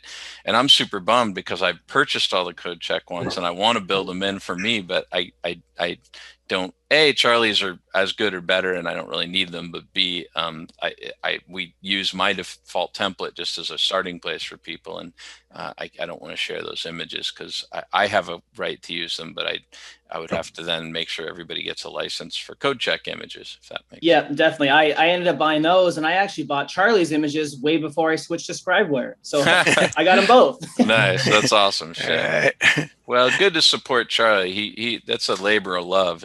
He's probably making 10 cents an hour for his effort he's put into these, which is unfortunately life in the modern world with doing anything with intellectual property, really. But yeah, Dylan, cool. I had a question about, so going back to the photos, you said with arrows and circles, is that something that's better to add later too? Once the photos dragged into your comment? I prefer dragging them in and doing them. There's actually, if we get this far today, you can actually, there's some cool backdoor stuff on the mobile app where you can add them on the mobile app. I use something called iMarkup, which you do have to buy, but it's like $5 or something. And then you can mark them up on the mobile. I don't do it a ton because that's where having a tablet would probably be a bit nicer. It's a little small on my little phone screen, but anyway, occasionally I do it. But if you add an arrow to a photo that you want to reuse in maybe another comment, does that arrow stick with it, or is that? Well, it does not stick with it if you do it within the narrative. If you do it in the mobile media, it'll be stuck with it. Okay. Yeah. Yeah. Okay. Dylan. Yeah. If you drag those pictures over to the narrative and then you add a caption, does that caption automatically move up to your bullet points? No, that's where you have to hit this magic button, John, right up here. And it re-drags or repopulates the bullets. Yeah, watch, I can hit it again and I think it'll double down. So now I just duplicated my whole list twice. So now I would want to go and find the first one and get rid of it. You know. It appends the narrative. That's Got right. it. Okay. Yeah. It's workable. You delete the doubles if you happen to make it that way. Yeah, it's not like complete flawlessness. You do have to spend a little time massaging this stuff and getting it just right. But I still think, compared to what Blaine and I went through years ago and what Blaine is doing more recently of just trying to write this detail into a paragraph, it's just, sometimes I won't even use this. I'll just go ahead and make my general statement, and you can manually add the bullets. So sometimes I'll just go like this. I'll put the cursor down here and hit this button, which is just a bullet button, and then start typing. Yeah. And sometimes that's a little bit easier when there's a lot of things. And then what's nice about that is that your bullet points end up being slightly different than the photo captions, which I kind of like that technique some as well. So different ways to do it. If that makes sense. And you can do all of this stuff's available on the mobile app. So you could go here, you could go like that, and then you can use voice to text and start speaking in your different things. Boom, whoops. When you I'm on Windows 10 and I've done some voice to text, and it really speeds up on the computer. For whatever reason, John, I don't understand it. The voice to text on my computer is not nearly as good or accurate or fast as the phone. And it's like I have this giant computer with all this memory and all this stuff, and I get on my stupid phone and the thing works great. I just don't understand that. But in any event, that's John, when you're appending those bullet points, it's a little more sure-footed if you'll delete the original bullet points and then hit the button again, because that way you don't have to surf down there to try to figure out which ones to delete after you have appended them. If you delete them all and then hit your button again, and it puts them all back.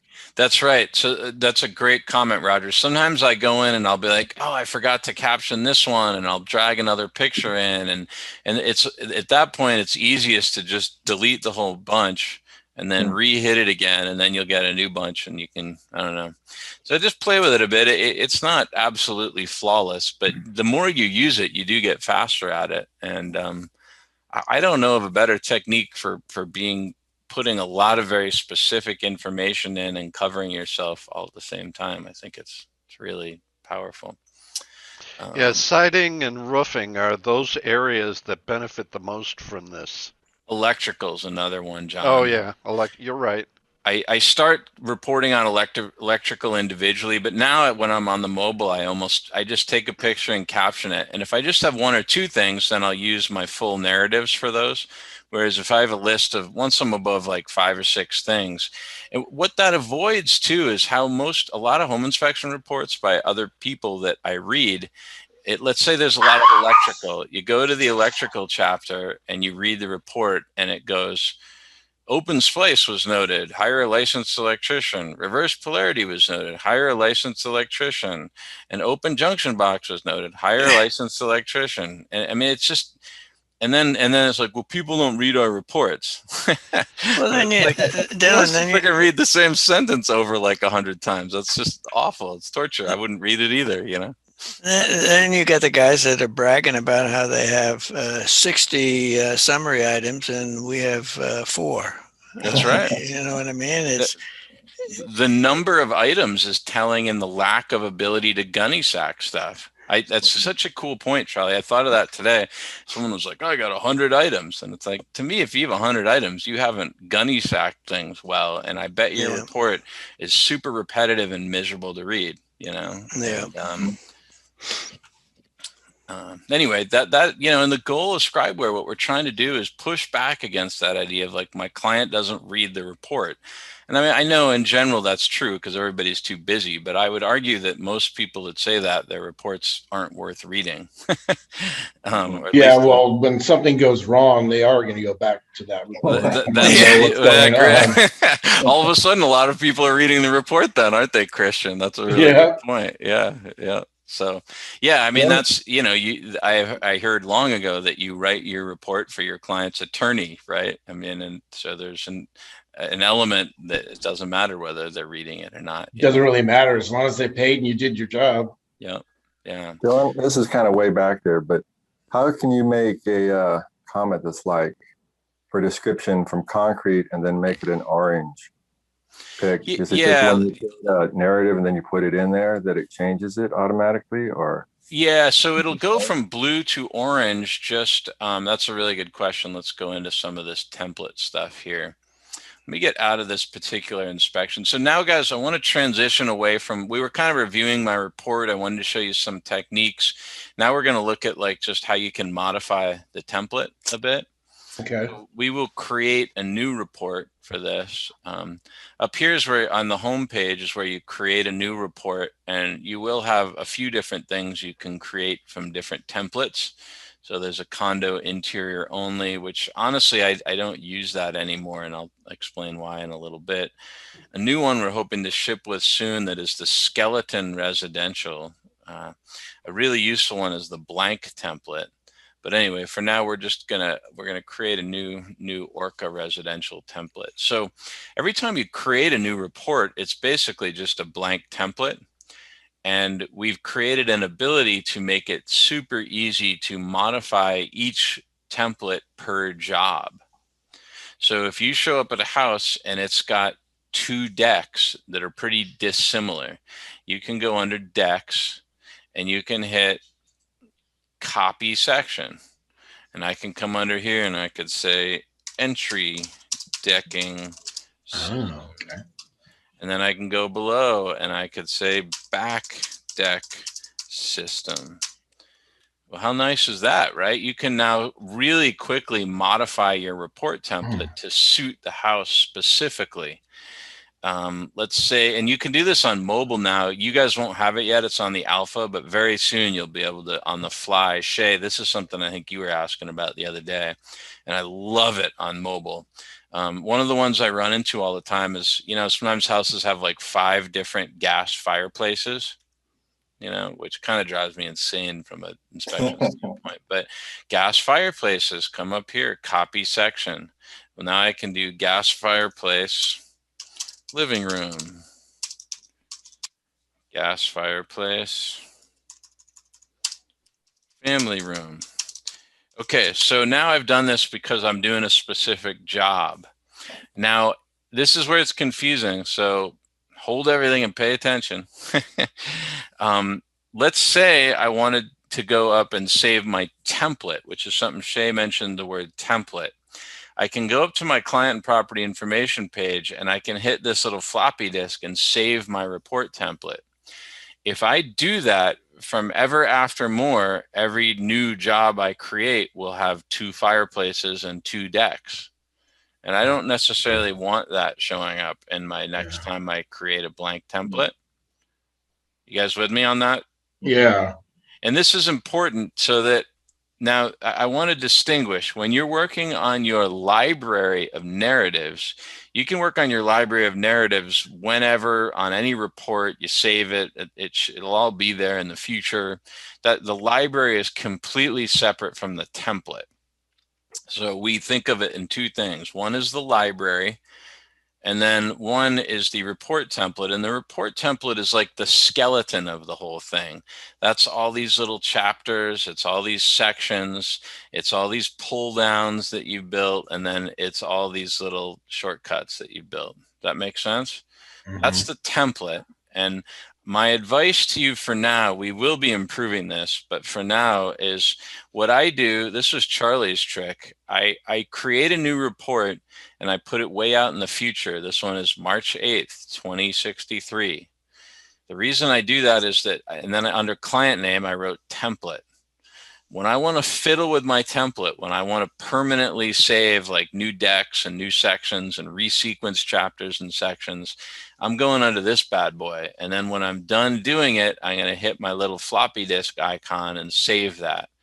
And then Shay, when you do that, the next time you create a report, you will see all of these changes. It'll look exactly like you saved that report template. The reason you do not want to do this when you're doing a live inspection is like today, I'm doing a live inspection and this house has 2 gas fireplaces. And here they are, the gas family room and the living room. And I don't want to necessarily save that for every template from here on out. Does that make sense? And I know this is kind of confusing, but we wanted the template to be able for you on the fly for every job to be able to modify that template to suit the job. If it's got 6 water heaters, add 6 water heaters. If it's got 4 kitchens, add 4 kitchens. You can do all that stuff as you go, sort of ad nauseum, which is really cool. But that's different than the default template. Now, we just created this default template. And we haven't filled the thing out, right? Nothing over here is orange. I've done nothing. So if we preview this, there's nothing in this report. It's just completely blank. And I'm really proud of this. Because of that, you can now use the default template. If you keep your template like this, you can use that for a condo interior only, a basic residential. You could add outbuildings if they're there. If you want to do a 4-plex, you could use it for that, a duplex. Like I can use this template for basically anything. I use it for small commercial jobs. That's kind of why. Go ahead. I've noticed on in the header section here that you have a description of the property and prior reports. Right up here in this section at the top. Yeah. Uh-huh. Is that something that you write out individually, or is that something that I write that out individually for each job? And It's a bit of a pain. It's hard to do and it's a little time consuming. But whatever, that's like a little thing I do to separate my business from somebody else's. But anybody else use that overview statement? I use it, but I don't know what to say. To me, most of my houses are so similar to each other. I don't know how to write something unique. Yeah, that's interesting. Out here in Seattle, like everything's different. I mean, there's just, I do have a bunch saved where they're similar, condos and townhomes and things. But yeah, one of them you wrote was quirky. And I'm saying, I'd never used the word quirky. Yeah, I use that one a lot. You guys use? Well, to me, a quirky, I wrote a book about all this stuff, so it's a little easier for me. But to me, quirky houses are some of my favorite houses. I describe those as, it's the way you get a custom house that doesn't cost $3 million. You live on an island. You have to know quirky. That's well, right. that's true. Yeah. Lakeside and riverside houses are very quirky. That's right. Right. I mean, so if you were in Las Vegas, I bet you almost never see a quirky house. Yeah. Right. I mean, they're all freaking stamped out like Henry Ford built cars. Oh, yeah. And they're all built within the same 4 decades, you know. But out here, there's like, yeah, I'll do a house that started as a 1920s beach cabin, was remodeled after World War II because somebody had kids, was remodeled again in 1950 because somebody fell into some money, was remodeled again in 1970, was remodeled again in 1980. I mean, the thing's like this patchwork of insanity, you know. And a house like that is super quirky, and to be distinguished from a house that was built from a single blueprint, right? Hey, Dylan, could you go back to the point at which you start a new report? Yeah. And I want to ask you a question right there. Don't move. Well, You're in here? Okay. You're starting it. Yeah, look over on the right. Mm-hmm. Now I think I've said this to you once before. At the point you start a new report, could you clear the photos to force me to go find the photos that apply to this house? Yeah, I know it's weird, but we can't. It has to do with Windows. It's not really us. Okay. We just have no way to tell your computer not to point to that. I Okay. don't think. I've asked Steve about it. This gets confusing for people. You guys see John's point. These pictures are up here because I have this chosen. If I come down here, maybe there's a workaround where it could always default to open the mobile media. That actually might help. I'll write it down, John. That actually might do it. Or default to the diagrams. Yeah, Maybe. but that might be confusing too. Whereas mobile media is only going to show if you've taken images with the mobile media.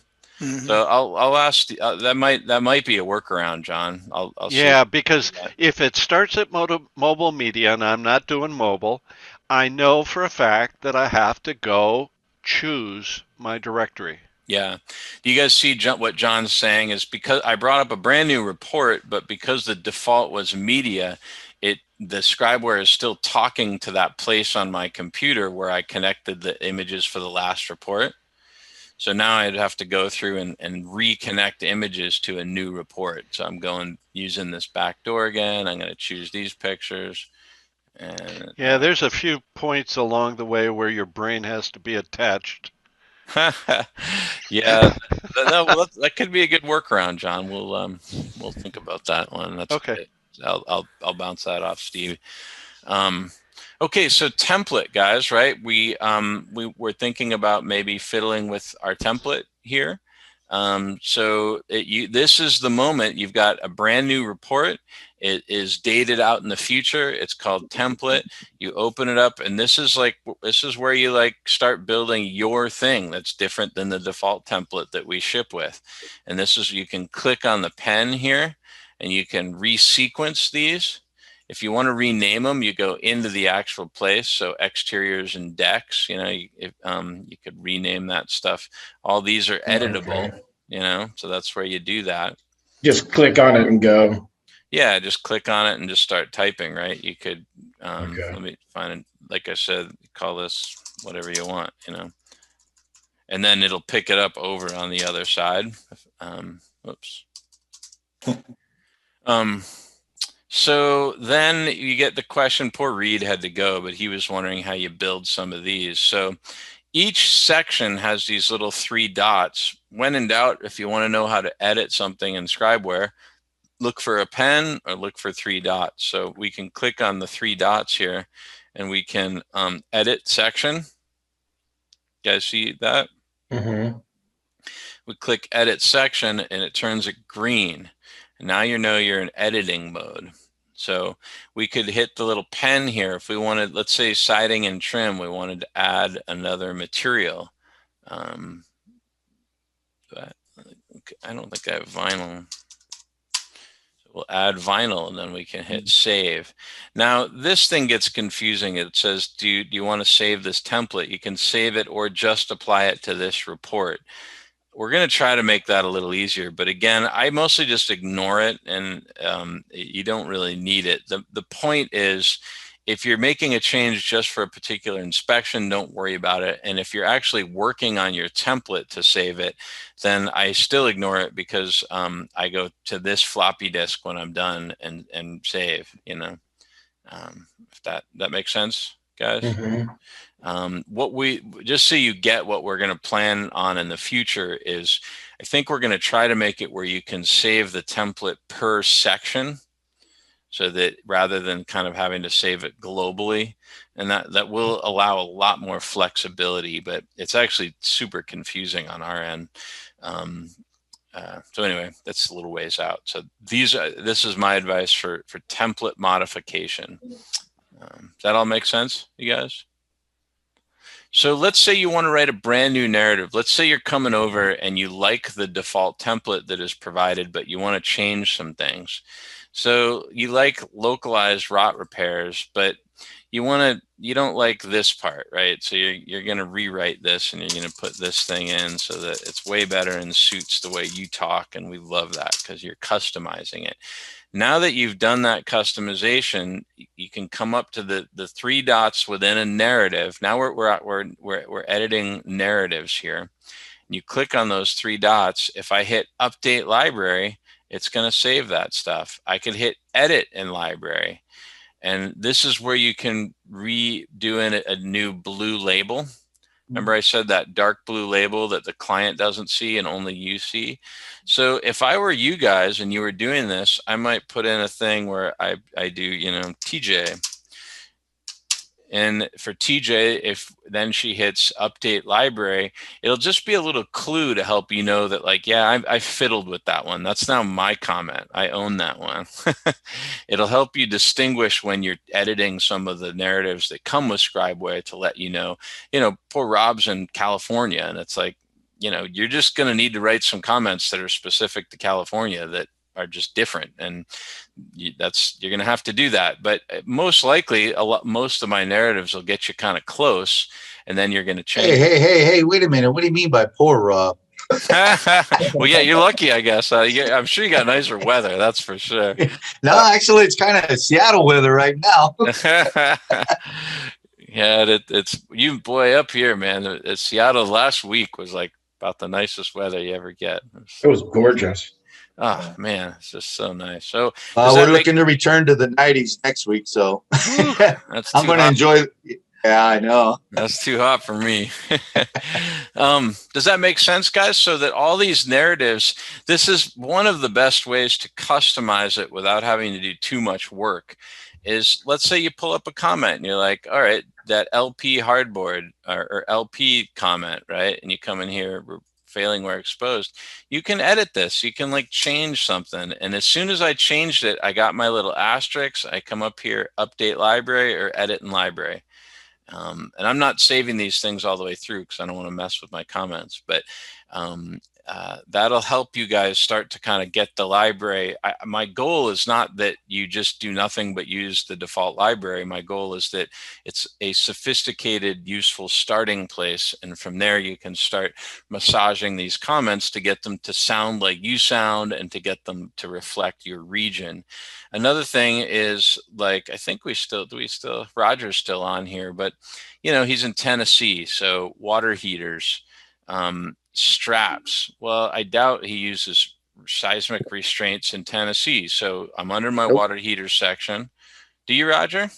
No, we don't. Even though we're close to the New Madrid fault, there's no seismic straps. Right. You guys could have a serious earthquake there. The Mississippi ran backwards one time because there was such a big earthquake back there. It was a long time ago. But anyway, so I'm going to edit section and I get all my funny little pens and equal signs and minus signs. You go under straps and you hit this guy, and I'm going to do no, but that would be, you'd get rid of that straps and you'd never need to see it again. So one of the techniques that I've used, Charlie has done this infinitely more than me. I've tried to kind of build a template that is hopefully more rich than you need, and it's easier to delete things than it is to add things. So if you want to delete stuff, be my guest, go for it. Another thing about the Scribeware template that's really important, pay attention here. if you don't fill something in, it doesn't print. So that's how I remember I showed you, I loaded a brand new template and I printed it and there was nothing there. That's because everything is blank. And so things like indoor air quality, elevators, water filters, irrigation, fire suppression, a lot of that stuff I just leave blank. I don't bother filling it in. But, every once in a while you do a house with an elevator and it's kind of nice to have a limitation that's specific to elevators and drop it in. I actually met a home inspector who did 2 separate inspections where later people died in the elevator. Oh. Jeez. I know. That's dark. Yeah, he was like kind of shell shocked. You could tell. I mean, he'd been dragged through these like horrific lawsuits over this stuff. Anyway, it was one of those lessons in life. You're like, I think I'm going to put a disclaimer about elevators into my reports. Anyway, does that make Dylan, sense? sorry to interrupt. I got a quick question here. Yeah. On the mobile app, are you able to add additional sub chapters? Is that something you're able to not? Okay. But that will change shortly. The reason I am and you are not is I'm on the alpha version. So okay. We're going to be releasing a newer version of the app shortly, and it's awesome. You can do that, and I just love it. I am now, because it's available to me on mobile, I'm quickly able to really mold that template to suit the house just perfectly. And as Alan Greenspan once said, I have irrational exuberance around this. I really love that I can have a little fireplace section for all my fireplaces and name my decks, and it's really sweet. So don't wait, or it'll be here soon. If that makes sense, Aaron. Yeah. How's everybody doing? It's incredible. And we've only scratched the surface of this thing, and we've been on Zoom for like an hour and 45 minutes. And while you were talking about orange and blue, I missed the point at which you could change a blue to orange and vice versa. Oh, and sorry, John. Yeah. Maybe because one of the other guys who left wanted that. Could you do a video on it so it's permanent? Well, I will, but it's actually really pretty simple. So, okay, show it to me one more time. Well, so watch. You don't even need to edit anything. Right now, this is blue, so I click that. Well, that's just giving me a description. Got it. Got it. If I change this to repair, now it's orange, I hit because update library. So the color goes with the color. That's right. Now it's orange. Yeah. So now I hit it. I'm going to go back to description, and then I hit update. And library. You could get green too if you chose that one. Well, no. Right now we just do orange and blue. Okay. And it has been said that we should make these the same color as all these. Yeah. Oh, I thought you could. Yeah, wouldn't that be cool? No, you can't do that. But do you like that idea, Charlie? Is that one of the things you wanted? You're muted, Charlie, so I can't hear you. But I think Charlie. Yeah, that was one of my ideas. Yeah, I think that'd be awesome. Here's a really cool thing I've been using that I just love. I built a homeowners association one, an HOA one. So now, the siding and the roof and all that stuff that's an HOA item, it comes up in its own little part of the summary page. Got it. But you can build these. So if you say to yourself, I want to make all my own custom qualifiers, you do that under the settings here. See at the bottom left? Yeah. Oh, yeah. You can go under observations and you can open up any one of these. So we could go under my HOA one, and you can give it a new color. You can rename it. You can redefine it. You can choose if you want it to include in the summary. You can include the media in the summary. You can actually exclude it from the report, which I won't get into, but it's kind of interesting. Anyway, that makes sense? Yep. So that's where you edit. This would be a good place if you're newer to Scribeware. You can, if you want to use our contract feature, this is where you edit the contracts. And you can use these placeholders so that the contract will talk to the company, the client name, the date, and all that kind of stuff. You can integrate with the ISN for scheduling, which is kind of sweet. So you do that on the back end. Can that contract be printed separately and before the inspection? Only if you email it to yourself, then you could do that. But we don't have like a print contract button. That's an interesting idea. So yeah, okay. Email it to myself, and then And from then my print it. email client, forward it to the customer. You don't need to do that, but that would be a way that if you wanted to print it, I would email it to yourself and then print it out. Well, not print so much as in our state, we're required to get that approved or signed prior to the inspection. Yeah, well, so you can send it to them. I'll show you how you do that in a minute. But this is, if you're doing sewer scopes, make sure you have this guy toggled to see the sewer scope template. Yeah. So that's some of that stuff. What John was talking about on the contracts, if you're sending contracts, you're going to do that from right here. So you can choose the contract you want, or sorry, right here under contracts. So I've got a condo interior only, a pre-offer verbal, a residential agreement, and a verbal consultation. For some reason, I have verbal twice. You can edit contracts from here if you want, but as soon as you fill in a client and email, then you would have the ability to, you could choose it, and then you can hit this button to send the contract. So got it. Okay. So you can this little guy will send it. So, and when you hit that, it'll send it with like, here's a little link for you to sign the contract and stuff. Yeah, because right now I'm doing it manually, and it's like I just wrote that 2 days ago before the inspection. Now I got to rewrite it when I write the report. Yeah, so try getting them loaded and just use this, John. Yep. It's pretty convenient. You just have to obviously have the client name and email installed. Sure. Get your contracts installed. I use the ISN, so it's been actually kind of a problem. We don't get like, I don't use it every day, so we get less kind of mileage on it, so to speak.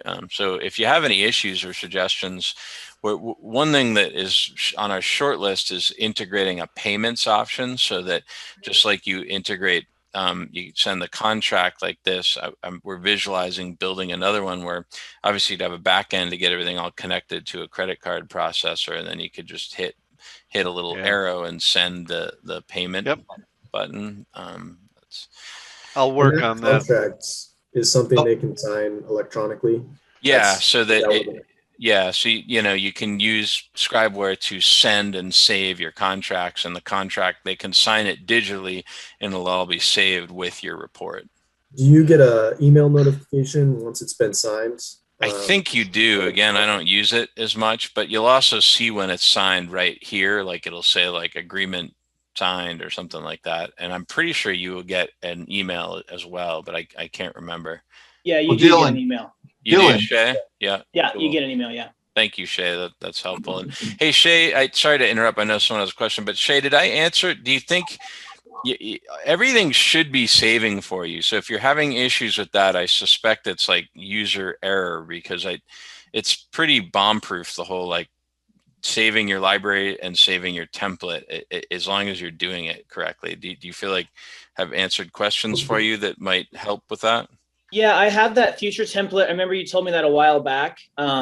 It's still kind of weird. I'll go through an inspection. I'll add like an image or something, and then update it, and I won't see it again. It's kind of weird, but I think it's totally my fault, most likely. Yeah, I think it is. That's one of those just ones and zeros thing that I kind of think works. Right. I don't think there's any bugs in that. And I know what you mean. I mean, I've had moments where I'm like, it's broken, and then I'm like, I don't know. There's usually some little nuance that it probably isn't, but I do have one mobile question though. Yeah.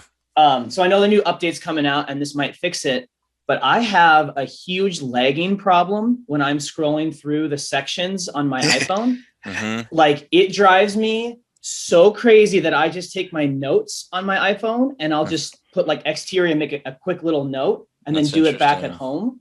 Yeah. Is that something you've heard about, or that gets fixed with the update? It should. Lagging is something that we had early on that I think Steve, he's been working hard to make that go away, but there's some issues around different people's devices, which is complicated.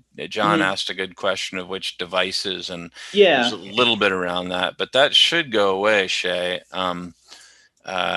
Maybe if you shoot me an email to remind me, I'd be happy to we could expand our beta on the mobile a little bit. Maybe you could let us know if you update to the new one, if that goes away for you, you know? Oh, I would love to. I mean, I use the mobile primarily for, you know, kind of that talk to text. I just call it talksting and go through it all and like do so much on site as much as I can. Like if the client's not around, and it saves me a bunch of time. But when that lag happens, it's like, you know, 7 to 12 seconds. And I start to like pull my hair out. I do not have any lag for me. I mean, it's like, it's so fast. It's just crazy.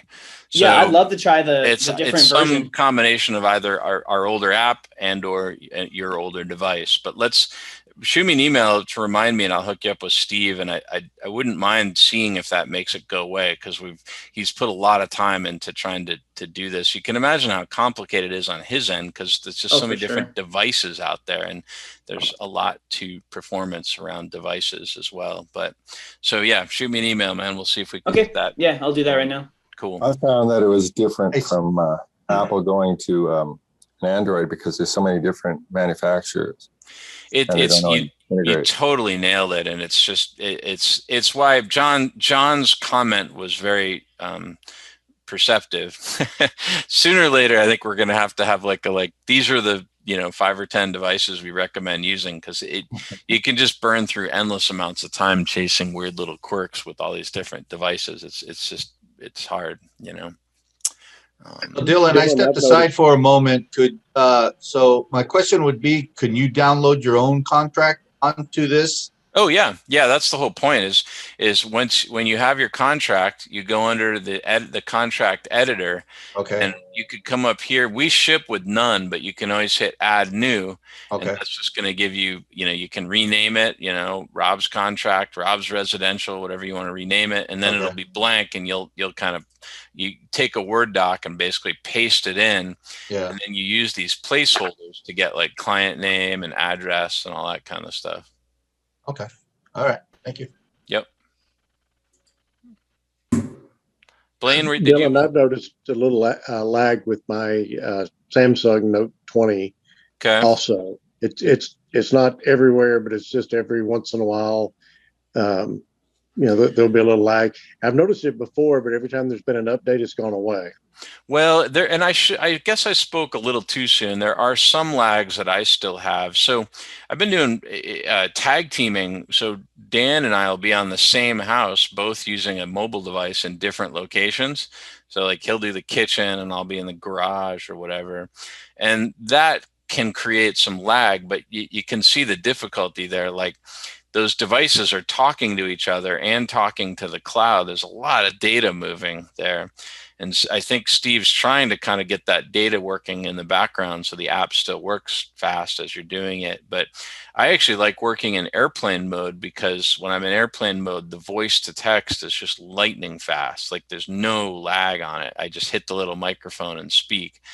And when I'm out of airplane mode, it's weird, but it does this thing where it says initializing, and it takes like a few seconds to get the voice to text working.